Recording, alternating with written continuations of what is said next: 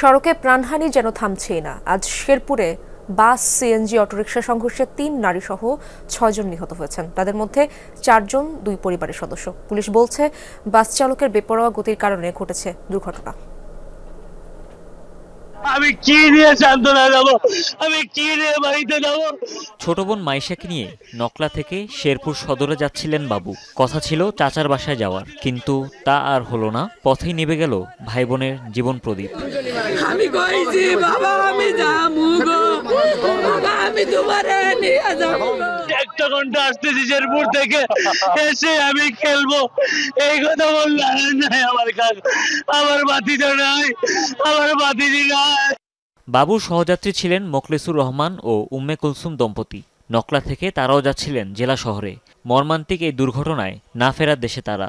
ঘটনাস্থলে মারা যান সিএনজি চালক লোকমান। হাসপাতালে মৃত্যু হয় নীনা রানী নামে আরও একজনের। নিহতরা সবাই সিএনজি আরোহী।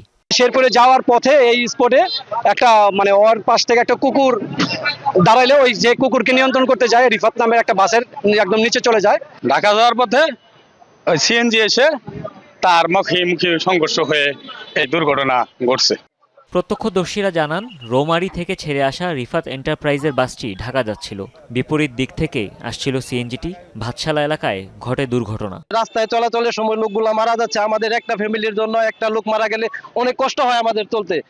পুলিশ বলছে বাসটির গতি ছিল বেপরোয়া, তাতেই ঘটেছে দুর্ঘটনা। মরদেহগুলো উদ্ধার করে নেওয়া হয় সদর হাসপাতালে। পল্লী বিদ্যুতের গ্রিডের উপকেন্দ্রের সামনে রিফাত একটা বাস শেরপুর থেকে ঢাকামুখী এবং অপোজিট থেকে একটা সিএনজি শেরপুর মুখোমুখি সংঘর্ষ হয়।